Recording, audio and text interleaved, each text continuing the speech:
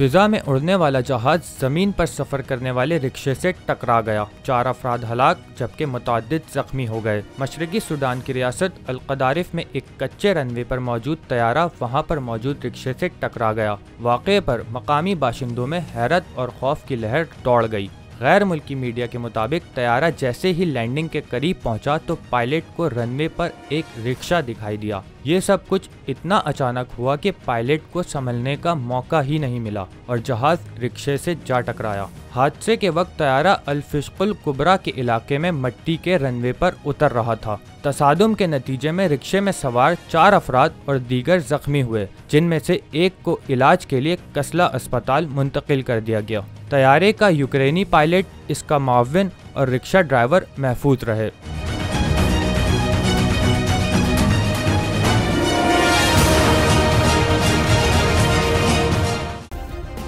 Subscribe करें और bell दबाएं ताकि कोई खबर रह न जाए।